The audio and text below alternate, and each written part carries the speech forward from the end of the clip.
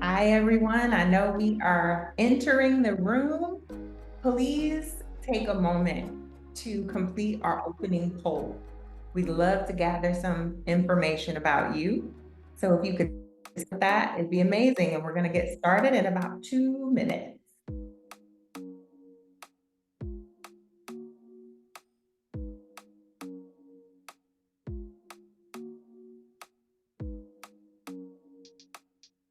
If you are on your phone and engaging with friends, please send them NBCDI's Facebook page so that they can also participate in this amazing discussion that we're going to have today.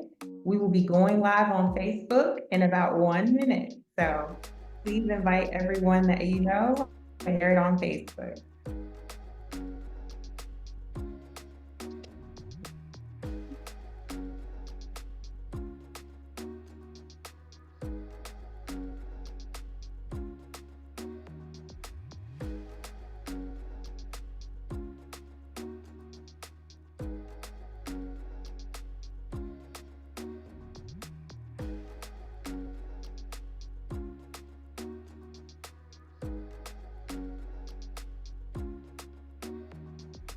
All right, I'm sharing it right now on Facebook because we are live, I believe, on Facebook now. So I am going to share that and then we're going to get started.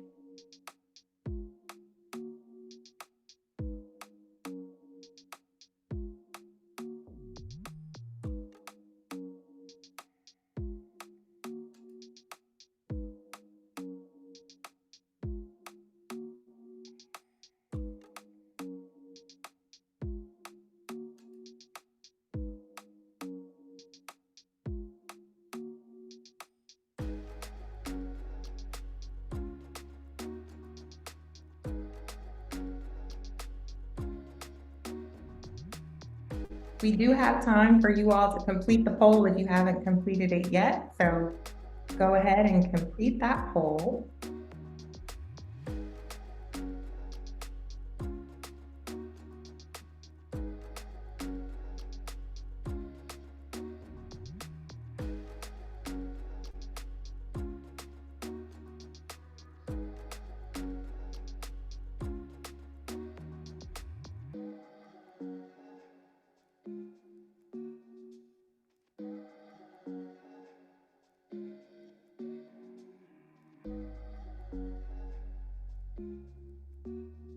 Wow, welcome from Metro Detroit. Yep, representing Carolinas, Omaha. We've even got someone in Ghana, Houston, Texas, LA. Hi, everybody. New York, California, Florida, Raleigh, North Carolina. Hi.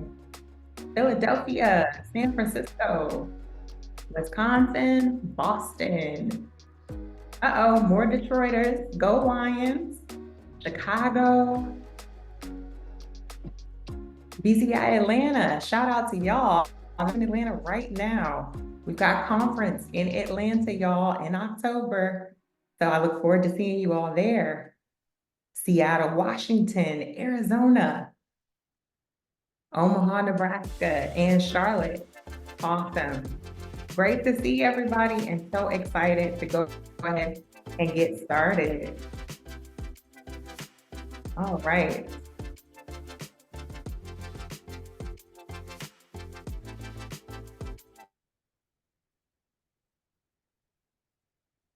Okay, I'm going to end this poll and I'm going to officially welcome all of you. Good afternoon. I'm Allison Jones, Vice President of National Partnerships and Community Mobilization at the National Black Child Development Institute. Good afternoon. Welcome to NBCDI's virtual learning series, first one of 2024. Since 2020, NBCDI has hosted these virtual learning series focused on education, advocacy, innovation, and community building. These dynamic conversations give NBCDI stakeholders, including our Village Network, our educators, donors, community partners, practitioners, parents, and families. It gives us all an opportunity to learn, to connect around content pointing to critical insight and thought leadership to educate and equip us knowledge, tools, and resources to effectively advocate for Black children, families, and communities. So thank you so much for joining us. As NBCDI continues these important virtual conversations, we encourage you, each and every one of you, to join us. The last Thursday of the other month, so that's bi-monthly, from noon to 1 p.m. So get that on your calendars, share it with your friends. This year, NBCDI plans to highlight narrative, resources, and education around our 8 essential outcomes. Our 8 essential outcomes, you've heard so much, they provide a framework for Black child development from birth through age 8. So we envision a world, as you can see, where every Black child is, number one, born healthy, attend a school that affirms them, have adequate nutrition, interacts with a safe and appropriate digital space, sees themselves reflected in books and toys, breathes clean air and drinks clean water, and is seen as a child as they live and play in a safe community. Today, we will highlight one of those outcomes that intersects with all of this work at NBCDI. Narrative literally runs through like a thread throughout every essential outcome. Narrative is so important. And so when Black children are seen as children, their self-expression and imaginative exploration is protected. All Black children should enjoy the benefits of being perceived and treated as a child, at liberty to grow and express themselves as freely as their peers are. One of the things that NBCDI has been exploring is something that we learned, an example of Black children experiencing adultification biases and being a higher maturity standard than their peers. It's outlined in the school disciplinary practices. If you've witnessed this, put it in the chat, share a little bit so others can see. But negative perceptions of Black children's behavior is evident when you look at the data that's related to these school disciplinary practices. And numbers don't lie. Black preschoolers are expelled at rates higher than other children. The exact percentage is somewhere over 40%. That's 2.5 times higher than their proportion of enrollment. So that's a huge number. Black boys are more likely than other boys to be suspended or expelled from school. And even though they only represent about 7% of public school enrollment, Black boys are suspended and expelled at rates 3 times their proportion of enrollment. Little Black girls, like my baby Zaria, between 5 and 9 years old, they're perceived as less innocent and more adult-like than white girls the exact same age. Now, this leads to disproportionate levels of exclusionary discipline among the girls also. So when you look at this research, you'll see that the related to the expulsion of Black children for the same behaviors that, when observed in their peers, don't lead to expulsion, but for Black children, they do. So we know that expulsion, what it does to children, their ability to participate, what it does to their social emotional development and their social skills and learning overall. Because of this, we are diligently preparing some resources, research, and information that we will be sharing with the public very soon, outlining more about this and other findings connected to our 8 essential outcomes. And we're excited coming soon. But today, this example just amplifies the importance and the timeliness of this discussion around narrative. So I'm joined by friends of NBCDI and partners in this work who represent perspective from a foundation point of view, so making investments in this work, to a social enterprise that believes in a world where everyone can leverage their personal agency to manifest the change they want to see. And finally, a friendly, familiar, and refreshing organization helps children grow smarter, stronger, and kinder through generations of meaningful messages for children and dynamic, culturally celebratory resources for children's caregivers. So I'm elated to be here with Antonio Freitas from Sesame Street and Communities, Jesse Tolkien with Drive Agency, and Krista Scott, who is with Robert Wood Johnson Foundation. I'd love to just take a moment to thank all of you for joining us and learn more about who these folks are, learn about their connections and perspectives of narrative work. So we'll hear from each of them shortly, and then we'll have a discussion at the end. But first up to share about the work of Sesame Street and Communities and share some helpful resources is our friend Antonio. He's the Director of Educational Experiences at Sesame Street and Communities. Antonio, take it away. Great. Thanks so much, Allison. A pleasure to be with you, and hello to everyone from NBCDI. As a member of the Sesame Workshop, we're so honored to be a part of this lively conversation and dynamic community, and excited to learn even more about the ways we can learn from and live with the ways that we move away from the adultification of children, specifically children in Black and Brown communities, and how we celebrate those lives in new ways where they are not just the followers in neighborhoods, but they are the co-creators of the stories in those neighborhoods. And connected to that, we've got a wealth of different resources here at the Sesame Workshop. And my job as the Director of Educational Experiences is to build out a lot of those resources and then think about how we use it with adults, both caregivers and providers working with children in play and work settings so that, to Allison's earlier point, everyone can grow up to be smarter, stronger, and kinder. And several months ago, we were able to release one of the newest initiatives called Coming Together, which is a breakdown of some of our resources connected to celebrating Black joy with children and understanding the ways that kids can be celebrated and proud of the skin that they're in, and to celebrate that with everyone in the neighborhood. So I want to take just a quick minute to share with you a screen and give you a sense of what the work has looked like before I pass the microphone back to Allison. And connected to this first launch, we were designing to help all families celebrate their unique identities while also providing age-appropriate language and strategies to answer questions about race and racism that every child may have. To that end, we introduced two new Muppets, a 5-year-old young boy named Wes and his father Elijah, a meteorologist, to help model what healthy conversations on race and racism can look like between children and grown-ups. And this new launch was really meant to build up tools with a focus on helping children, specifically children of color, and their families cope with racism and racial trauma. And so to build out all those assets, we gathered subject matter experts, parents, caregivers, and providers from a wealth of different fields here in the United States to tell us and give us some insight onto the things that Sesame Street could say, do, and share that only Elmo could communicate and that everyone could listen to. And the three big takeaways that we were communicated was to create a shared language, right? Being able to define important words like melanin help children develop pride in their own unique identities as they build awareness of similarities and differences among others. We also were pushed to think about communication and conflict resolution with the assets that we created.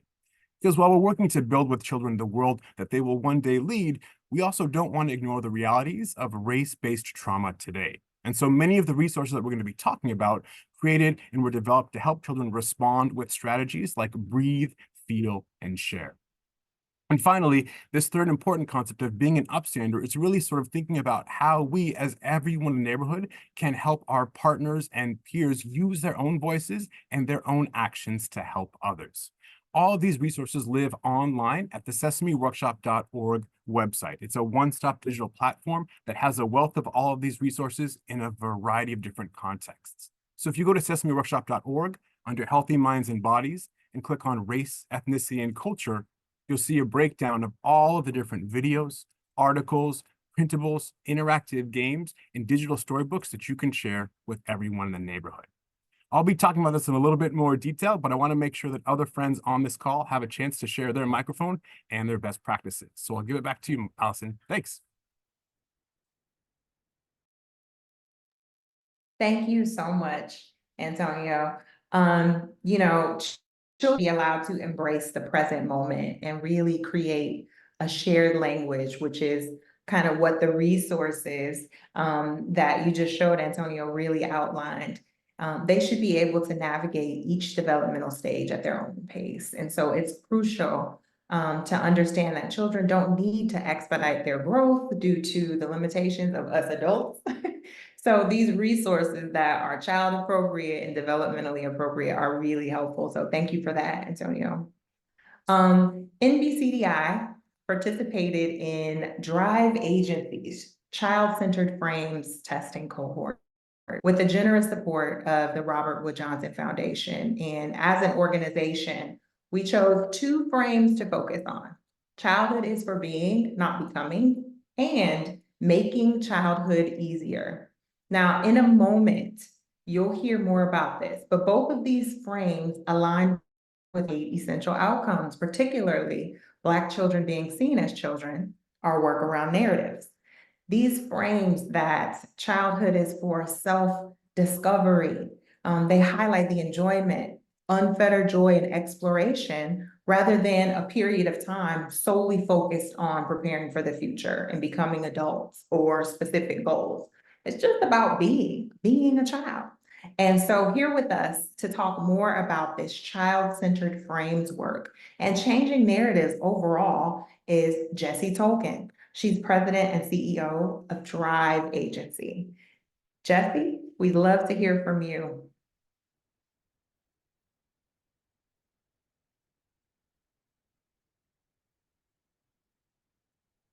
And I know Jessie will be popping back on in just a second. And as she is getting ready to pop on, I just want to share that if you have been on NBCDI's new website, so it's www.nbcdi.org. You can go on the website, learn more about our 8 essential outcomes, and you can also learn about a really special opportunity that we have called the Public Voices Fellowship. And that fellowship is for individuals who write and really want to write more about racial justice in early childhood. So I'll talk more about that at the end and the opportunity that's there for you all to apply for that fellowship. And I see Jessie is back in the room with amazing fly glasses on. So I'm going to turn it over to you, Jessie. Thank you, Allison. I just remembered a very important lesson, which is you can't do much if you don't walk through the door, and I had to enter the door on the webinar. No Allison, problem. it is such an honor to be on with real rock stars today, right? I'm on with Krista, who's one of my heroes. I'm on with Sesame Street. I'm looking at all of you incredible participants. As Allison said, I'm Jessie Tolkien, and I run a firm called Drive Agency. We love to say we're not an agency. We are in the business of driving agency. And everyone from citizens to everyday folks walking down the street to CEOs and decision makers, we like to put agency in people's hands to transform the world to make it a better place. And something we know very well, like so many of you know, is that it's really hard to change policy, if not impossible to change policy, or to change culture, or to change norms in the absence of changing the conversation, changing narrative. And that's the body of work we were lucky enough to do via this cohort that I'm about to tell you about. We're so proud to partner with NBCDI on this, and a shout out to someone who I know is not on the call today, but Raven, who was such an incredible participant in this work. Okay, here we go. I'm going to talk kind of quickly, but feel free to follow up with me after this presentation. We can send you more information. So, child benefiting frames. When we began this project with Robert Wood Johnson Foundation, first of all, we got one of the coolest mandates in the world, which was, can we identify North Star, maybe pie in the sky, maybe too good to be true, but can we identify the North Star frames and narratives we would like to be using in order to center children in all sorts of public policy conversations and in the conversation at large? Really a beautiful mandate, because oftentimes we start in a compromised position. What do we think could work instead of what should work or what do we want to work? Just as one example of what the narrative environment looked like when we started this project was You know, we were in the heat of the child tax credit debate. We know that that debate maybe has come back into the limelight right now. That would be exciting if the Congress could actually do something, but it was amazing that even as the nation was talking about a child tax credit, we didn't focus the narrative on children or their well-being. We talked about parent deservingness. We talked about taxes being too high or low. I mean, if there were ever a moment to center children, we thought it might have been that moment. So this is what we did. Why don't you go to the next slide, Maddie? Obviously, where we are right now is the child tax credit that happened expired. Maybe there's a glimpse of hope that that child tax credit will come back, but we have this environment in which we're pushing parents' rights agendas. We're talking about moms for liberty. We're talking about, you know, things in schools that aren't centered on children and children well-being. So needless to say, this work remains critically important. And we'd like nothing more than to see some of the beautiful beautiful frame and narrative work we did in our cohort make its way into discourse and conversation. So why frames? And what do we even mean by frames? Frames are a pretty great tool because they make us more powerful in the larger effort to communicate things and advance policies and causes and movements. You know, they unify activists and passion and ideas that might have a lot of different constituencies, but are, you know, expressed in lots of different ways, right? So think about a frame like work-life balance or childcare. These are things that are kind of shorthand to give meaning and understanding. They also help us interpret the world. Frames can help, you know, convert people who don't believe maybe in an idea into being a true believer because the frame resonates with them in a kind of intuitive, almost emotional way. And also frames can infuse emotion into an issue, or when we need to, maybe take the emotion out of the issue so we can make things imaginative or a ridiculous idea seem sensible, right? Things like secondhand smoke or slow fashion actually take a complex idea like the medical implications of a person standing next to somebody inhaling smoke, or, you know, why we should take more time to create durable items into quick, fast hand ideas. I gotta go faster. So why did we choose a cohort model for this work? Number one, because we love working with cohorts. We love working with people who are on the front lines of doing this work. And we think frames have to be co-created with the practitioners, communicators, and people who are going to utilize them. It just doesn't work to come up with a frame in some messaging laboratory and then tell everyone to use it. It creates buy-in. And also the cohort model helped us enable like actual testing and application in the world, because a great idea sitting on a shelf instead of making its way into content on the internet or maybe someday episodes of Sesame Street isn't really any good. So we got to actually put real things into the universe. Identifying and launching the cohort was pretty amazing. The hardest part was that we found brilliant people, like so many of you on this call, all over the country that we wanted to be in the cohort. These were the remarkable human beings we got to spend like 9 months with doing this work. You can see organizations, not that all do the same work, but touch children in one way, shape, or form. So from family equality to reproductive and gender equity to the Children's Defense Fund, huge organizations, small organizations, but really the most powerful thing were these 9 human beings that we got to work with. The journey started with learning.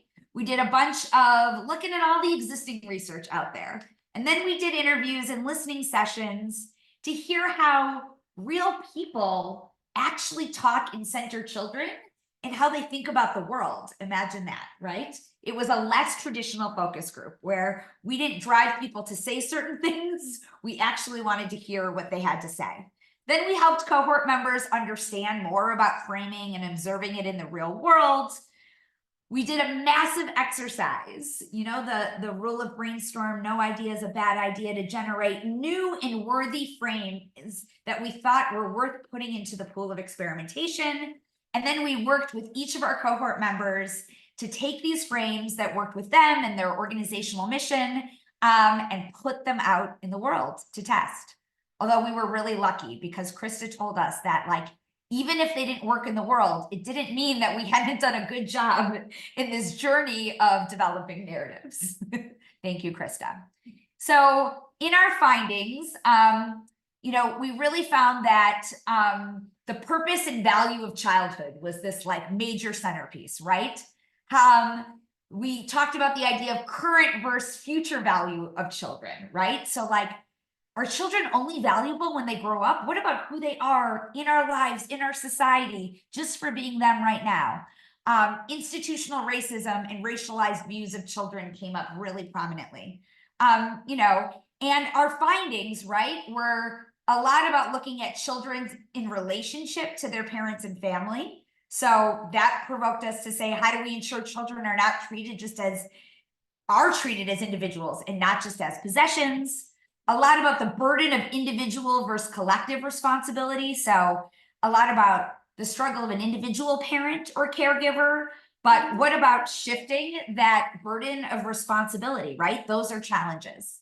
And so these are many, many of the frames that we came up with. I'm now having a flashback to being in this awesome conference room in Wisconsin. Shout out to anyone from Wisconsin. I'm from there. It's where we hosted our in-person convening. And you'll see in green some of the frames that really came to life that kind of like ignited something in our practitioners and led to cool content creation. So making parenting and childhood possible and easier, growing up slow. Again, the one I already mentioned, investing in being and not just becoming, making easier to grow up, partnership principle, youth-informed decisions, racist adultification, pro-child, childhood. That is some of the magic that came out of this cohort experience. There are zillions of more slides and insights that we would be more than happy to share. We'd get on with your organization. We'd do any of it. And that's a little bit about our experience. And again, we were so lucky to work with Raven, who was a remarkable representative of NBCDI and added so much to the experience. Thank you. Thank you, Jesse.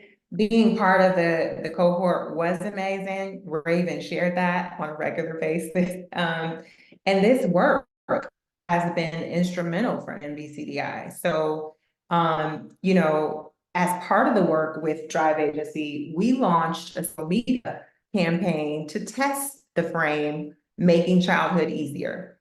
And so the campaign, which spanned Facebook and Instagram and LinkedIn, aimed to raise awareness, really engage our audience and promote the core value and initiative around the Making Childhood Easier frame, and obviously connected to our narrative essential outcome. And so it yielded such exceptional results. Jesse mentioned that this work unifies and motivates people, and we saw this in time. So our campaign exceeded our expectations in various performance indicators. We saw amazing engagement, and we had follower growth as well. So during the campaign, about 11% overall, we saw that. And I should mention that Instagram and Facebook were our most successful platforms. But an example of this would be one Instagram post that I'm thinking about. It was a collaboration between NBCDI and Sesame Street and communities. And it included a call to action that tied into these things. The post went crazy. So it did work in the world, Jesse and Krista. It was launched as an Instagram reel. And then with the resources provided through our partnership, it was boosted and ran well over 5,000 impressions. So, you know, we got 100 followers organically after that post. So this is just one example of how partnerships and investments can really move the needle in overall engagement and movement building around narrative specifically. I wish I had a little button to push that plays the audience cheering, but I hear you guys, you're cheering. That was a cheer moment for sure. I know it was highlighted that the work of Drive Agency and NBCDI, part of that cohort, it was generously powered by the Robert Wood Johnson Foundation. So you've got NBCDI, Sesame Street communities, we're doing this narrative work, right? You've got Drive Agency that has just been dynamic in elevating and strategizing to advance the work. And then in order to really move in these functions, there has to be someone who says, I want to invest in this. I want to invest in the work. And so the Robert Wood Johnson Foundation has done just that as part of their commitment to supporting work that expands our understanding of growing up healthy. So Krista Scott, Senior Program Officer at Robert Wood Johnson Foundation, is with us today. Krista, thank you for your commitment to this, and share with us why this is an important investment and an exciting part of the work that your team is focused on. Allison, thank you so much for creating this space today. Thanks to Antonio and Jesse for being with me, for being partners in this struggle to make sure that we have new ways to talk about children and families. And thanks to all of you for making time for this conversation. I'm Krista Scott. My role is a senior program officer at the Robert Wood Johnson Foundation. And I sit on a portfolio where we think about children and families and caregiving and the economy all the time. Our goal is that children and families are at the forefront of conversations around care, caregiving, and the economy, so that when policies are created, when narratives are developed, that children and families are at the forefront, and that the goals of all of the systems that surround us are the health and well-being of children and families, because the health and well-being of children and families is the health and well-being of the nation. And so we believe that a new social contract is necessary that will put the health and well-being of children and families at the center, and we can't get there with policies alone. If we look at the history of this country, it's true that anytime you have a policy that intends to serve everyone, the deeply held thoughts and beliefs and mindsets that we hold, that we're taught to hold, get in the way of implementation that actually meets the people who face the most structural discrimination, to healthcare, to education, to all of the other things. And so we recognize that in addition to the policy work that we've been funding for a while, particularly in the care sector, we also have to understand our role to make sure that people are incentivized and have the money and resources to have narrative power, to tell their own stories, to make sure that there are different representations across all the media landscapes. And it's really important to think about the underlying values of those messages that we're trying to tell. As Jesse mentioned, there's a report from Frameworks Institute that points out that at the deepest level, people define children in terms of care. They are beings in need of care and protection. And just as children are defined by their need for care, adults in their lives are defined by their capacity to provide it. We all know that health and well-being requires more than providing physical safety or access to healthcare, but we primarily think about our investments in ways that are limited. And so we have to do something new, and we have to confront some of those deeply held beliefs that we've been taught that we might not even believe apply to us, but they're still in the back of our mind. And so when we look at someone else who's just like us, we put that belief on them. And we have to create space for and then deploy new narratives and frames. So my goal on my portfolio with the essentially money that I invest is to shift cultural concepts that recognize and lift up the value of all children, families, and care. And that's a paraphrase of one of my other grantees, Forward Together, because the truth of the matter is there is no one single narrative that's going to reach everyone, right? We all come from different backgrounds and traditions. We all have different ideas, belief, and experiences of the world that make us think different things. It's going to take all of us speaking from our truth to the people that we know and understand with a shared value in mind, with common language, but expressed potentially in different ways to get there. And that's why partnership is so important. Again, why care, why mindsets and why narratives for the foundation? because there's been a failure at a mass scale to center children, families, and care in a way that provides sufficient investment. Many children and families don't have the resources they need to do the basics of physical safety and care, much less to do all the extras, time and attention, all of those things that we know are critical for child development, one-to-one interaction, experiences without experiencing stress, right? Reciprocal relationships, the give and take, return and serve, all of those are hindered by material conditions and the lack of access to resources. Full stop. And so we have to make sure that we're both providing those resources so that the families have the opportunity to do that work as families to care without having to think about all the other stuff they have to do. Second, caregiving has been highly gendered and racialized in this country. That's why it's not a priority. That's why we have people thinking that care is not important, even if you're doing it every day. There's so many caregivers out there, for example, who are male, right? But there's something about that identity of a caregiver, because it hasn't been linked to masculinity, that has people who are male caregivers devaluing the very work and service they're providing as a caregiver, right? We got to do something about that, which means we have to talk about care in a different way. And last but not least, parents and caregivers have largely been left on their own. Care for young children is conditional, right? We want to help parents or mothers get back to work. We want to help children grow up and be good service providers or tools in an economic system, right? So it's really critical as a foundation for us to think about how we're investing to either uphold or investing to dismantle some of the ways that the conversations are upholding some of these beliefs, intentionally or unintentionally.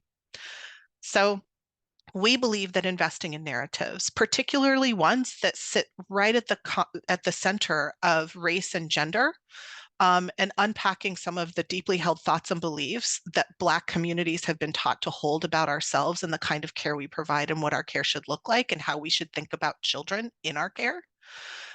Whether it's Latino and cross-racial, right, solidarity in those narratives and frames, all of that is vital, because when we finally have common child-focused, child-affirming, positive, asset-based narratives, we will change the conversation.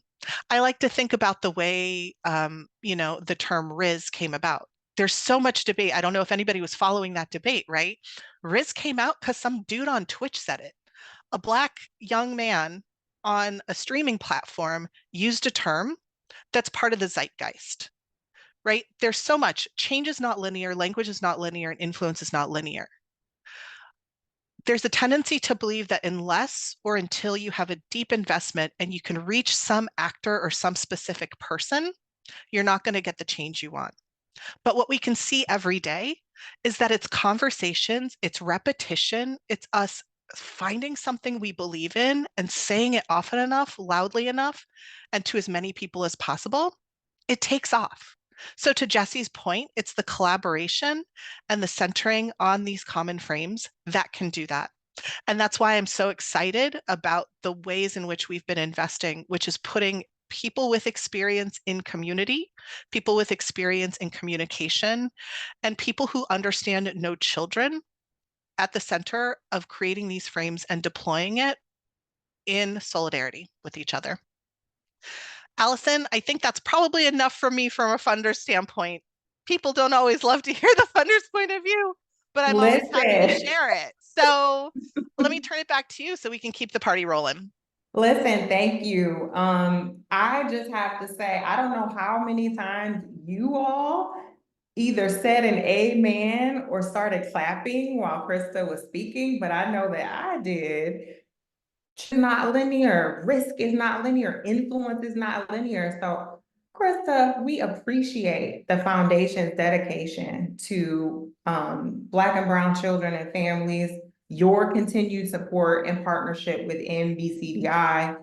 Thank you for being brave enough to and create space for and help organizations like ours deploy new narratives and frames. We appreciate it and we are happy to be partners in this work. One of the other things that I said an amen to that Krista mentioned was we cannot do this without partnerships. so the partners that are on as speakers and the partners that are in our audience today, we appreciate you. Parents, caregivers, I see educators in the room based on the poll. Thank you. We appreciate you and the work that we do. It's a lot. We appreciate the fact that you're willing to carry this alongside us. All right, get ready for questions. Think through the questions that you have for this panel and get ready to type them in the Q&A section of the webinar. Speakers, all of you have certainly outlined some practical strategies to challenge and dismantle harmful narratives that perpetuate adultification. You've also shared some resources. You've highlighted some examples and approaches for using narratives to really advocate for a fair and accurate portrayal of Black children. We got a lot of stereotypes and biases that we have to counteract, right? And so let's get into some questions. Prior to this discussion, a few questions came in. Some of our audience members were able to submit questions as they registered. So there are a few, and then we will take a few from this live audience. The first question is, how can individuals actively engage in the initiatives discussed during the webinar? So Antonio, it'd be amazing if you could share the website again for resources. And I also know you have a video to share. And then Jesse, after Antonio, if you could just share how folks can connect to sharing messaging and opportunities to get involved. Awesome. Thanks so much, Allison, for teeing me up. I'm going to go ahead and share my screen one more time, just so people can see it. And I mentioned before how all these resources live on sesameworkshop.org. And we also have a QR code on the top of the screen that you're hopefully seeing right now that can take you directly to the page on race, culture, and ethnicity that highlights a wealth of different resources that we have connected to. And as I mentioned before, we have those subject matter experts that we sort of brought in the room together to share with us the unique value add messages and concepts that Sesame could tease out, really tethered to Black joy and having children as co-creators of this new narrative. When we think about what this looks like, we often have a three-pronged approach. And the first is we think about to all of the points that were grounded in today's conversation, children, and how they're the center of the work we do and the reason for the work we do. We also think about the caregivers, right? And the family members, the grown-ups that are living with children at home, and also for the providers that are caring for them in spaces beyond the home. And so to that end, we've sort of crafted three different messages. And then we've also established assets that sort of align to those big ideas. And the first for children is really to be proud of the skin you're in, right? We understand and recognize, and science tells us that kids are not colorblind. They notice differences in race, and they start assigning value to those differences in infancies. We also know that children start forming their own sense of identity at a very young age. And so because of that, building this positive sense of identity is critical to all children's healthy development, and valuing the identities of others can help kids grow into more embracing and caring adults. And so we here at the Sesame Workshop created these printable resources that encourage kids to color pictures, to repeat affirming mantras, to draw self-portraits, and even to read storybooks that display that diverse sense of identities that they can build confidence with, and that strong sense of self-worth and identities. For that second group of individuals, parents and caregivers, we want to really sort of hammer home this idea of engaging honestly and directly with little ones as the beginning of that building and understanding. We know that watching other families have honest conversations about race and racism can inspire new ideas for talking about these things. And so we have documentaries that have explored different facets of what it means to both build a community, to be in community with family members, and to understand the unique things that make us similar and different. We also know that digital games like Let's Talk About Race and I Am Me can help grown-ups with questions that kids may have about race and ethnicity. And articles like 5 Things I Want Other Black Dads to Know illustrate those collective wants that the Sesame community can share with caregivers and the grown-ups supporting children. And finally, for grown-ups working professionally with children, we know that when kids learn to celebrate themselves, we build collectively a better world. We recognize that racism is everyone's problem, right? And that we need to do our part in it to stand up against it. But sometimes for many families, talking about or even thinking about racism can be a daunting task. And so we want to really sort of squash that quickly and recognize that the first step is acknowledging harms done when we don't talk about the joys and the experiences of children in our lives and ways that we can give them the space to be their full selves. The resources created for grown-ups working with children professionally include the ABCs of Racial Literacy, a webcast, as well as this workshop helping parents speak up and talk against racism. And those are things that we can use to help share out the resources in every sense of the word when it comes to race, culture, and ethnicity.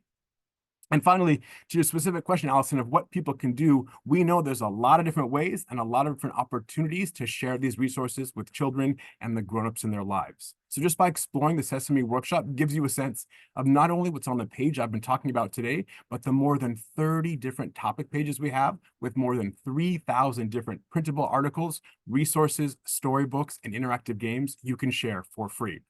Finally, think about making a profile, this digital locker where all these resources live, and finding just one resource that fits, right? If you understand who you're working with and how they like to learn, you might be able to help give them the resource to begin that path. And finally, I just want to share what I think is one of my favorite resources from our page. This is called I Am Somebody, and it's a song that we've created to help children celebrate who they are in their own skin so they can share it with others. Because it's a bop that will get stuck in your head, and I want to make sure that everyone on this panel has a chance to speak. But that's just a little bit of the great resources we've been able to build with partnerships from Allison, the team at NBCDI, and all of you. So thanks for being you, and thanks for, again, letting us come to the party and share the things that we're working on. Yes, Antonio, you brought the party with that song because I was over here dancing. That was definitely a bop there. Sesame has some unique and beautiful resources that help children write their narratives about who they are and begin thinking about being proud of the skin they're in. So thank you for that. Jesse, I know you were going on in the chat, but can you just share a little bit with us about how people can connect with some of the messaging and information you shared? Absolutely. Well, first, I just have to say, to get personal, I am on a journey to become a parent. And when I do become a parent, it will be of a biracial child. And I am feeling like all of the feels of that most beautiful song and those Sesame Street workshop resources. So I just want to offer a huge thank you. Every single thing Drive does is for you all to use and build on and take. First and foremost, I will make sure that the deck we showed and walked through, in addition to many more slides with even more research, I'll make sure that the NBCDI team has it so that they can distribute to anyone that came to this webinar. Also, because I'm so inspired, I mean, I'm no Sesame Street workshop in terms of website, but as we revamp our website, we'll make sure we put all of our resources there as well. Allison can feel free to share my contact information, my colleague Maddie's. You can reach out to us directly via email. And what's ours is yours. Use the frames. Let us know how they're working. You know, get creative. And I'll just add one other really quick note, which is somebody in one of these chats said something about, like, what about the reaction that these frames get, right? Like, how do we know whether this is stirring the pot in a good way or a bad way? Well, Drive does a lot of work on mis and disinformation and tracking the reaction to these kinds of things. And so if anybody's interested in that conversation as well, we'd be happy to follow up with you, because it is a scary world out there. And even if we're saying all the right things, it doesn't mean that it doesn't provoke some really scary things back. So that's another dimension of the conversation to explore. Thank you so much for that, Jesse. I agree. And we will have the information. So you can email NBCDI, and we will make sure that everyone that was on this webinar, if you registered, you will then get the information that we talked about today. So there is a live question. I'm going to go ahead and read that one. It says, I'm appreciative of this commitment to investment in narrative work. And I was especially appreciative of Krista's intersectional focus, race and gender. How will this commitment equip practitioners to challenge dominant narratives while centering our counter narratives in ways that ensure children live lives full of joy and equity. So I believe that was for Krista. Krista, how will the commitment equip practitioners to challenge dominant narratives? This is a fantastic question. And there are a lot of layers to this question. So I want to be really mindful that I'm able to focus, because I could probably take this in a few different directions. I can talk about our grant making approach and how we hold and center as a process for our grant making in terms of who we partner with and how we allocate resources. And I will say that we do our best in creating grant opportunities to organizations who explicitly are interested in either creating narratives that are truly all encompassing, where all does mean all does not just mean some, and having a complement of narratives and frames that take, as I mentioned, that identity specific approach to reach individual pockets of groups who have been systemically marginalized, whose caregiving practices have been discounted, undermined the ability to have space. Because I hypothesize, and we hypothesize, it is both and of deploying things in the dominant space, as well as taking a ground up approach to help those of us who hold subjugated identities. I know that like that might not be the most appealing term or like the most positive term, but like for those of us who've sat in those intersections, to do some of that unlearning, right? And so it's not an either or, it is a both and strategy. And I want to be really explicit about that. In terms of equipping practitioners, I think that's actually a much better question for Jessie, because I'm not a comms professional. And what I will say that I have learned from my colleagues is that there are different types of typologies that go beyond this ethnic group or this gender group thinks this. It's actually going to values-based typologies. And so practitioners can and should become familiar with values-based typologies and continue to think about who they're talking to in those value-based typologies, and then refine the messages from there. And also being intentional about who you partner with. If this is the segment you're focusing on, how are you aligning with a person who's with a group that's talking to this one? And then when it comes to practitioners deploying, Drive Agency's approach to the cohort was explicitly designed to support practitioners who might not have had the opportunity or resources to know, learn, practice any and all of this. And so from a practitioner skill building, that is why this approach was appealing to me as a funder. Hope that answered it. That was extremely helpful. Okay, cool. Yeah. Now, It was a lot. It was great. We only have 4 minutes. I know a lot of people on their lunch hour. So I just have a quick question for each of our speakers. So if everyone could come on camera real quickly, I would love for you all to reflect on who you were at 7 years old. Tell us, what would you appreciate hearing about yourself, and how would that motivate you? And anyone can go first.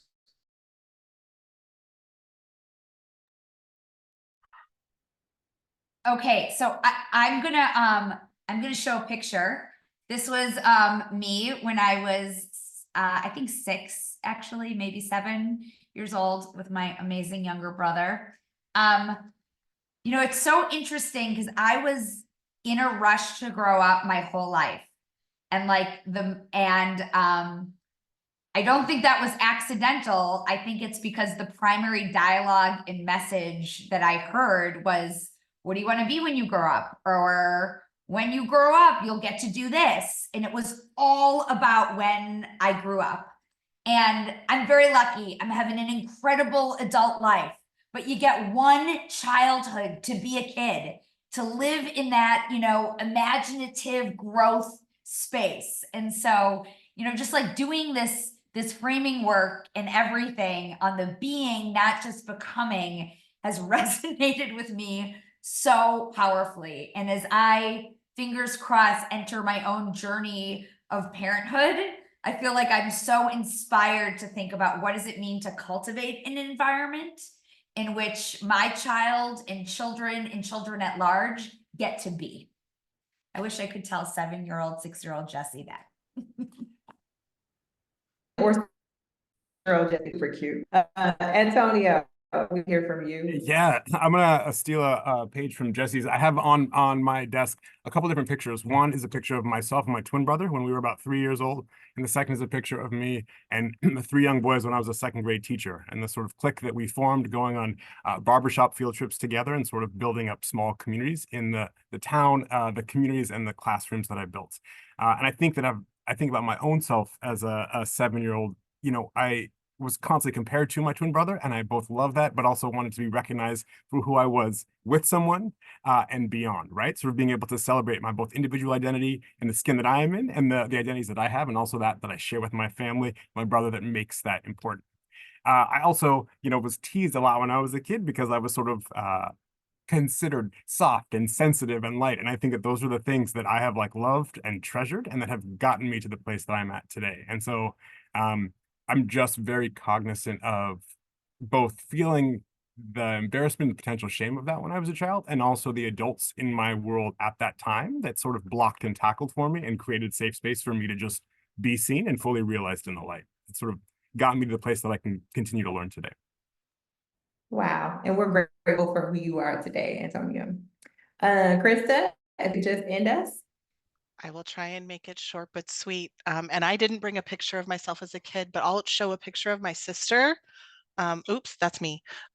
Because she is amazing and one of my heroes, and was a young mom, and really is the reason why care is important to me.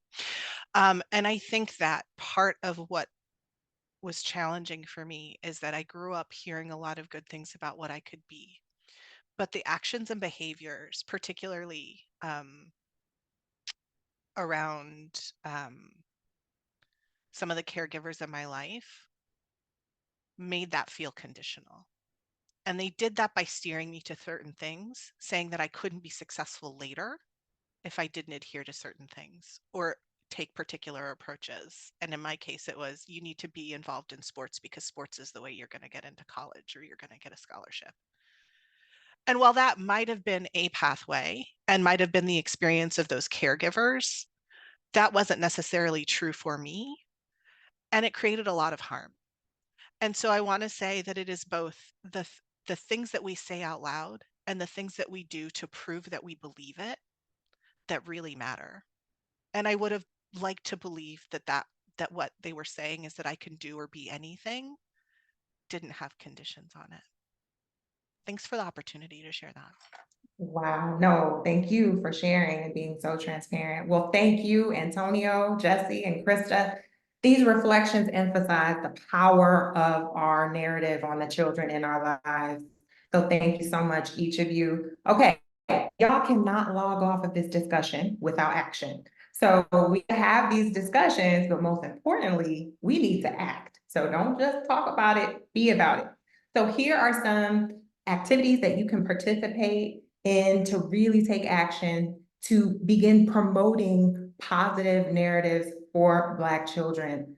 Encourage professional development of the educators in your sphere, the school or early childhood center that you're connected to. They might need to have implicit bias training. Share that idea, get the ball rolling, put together a team.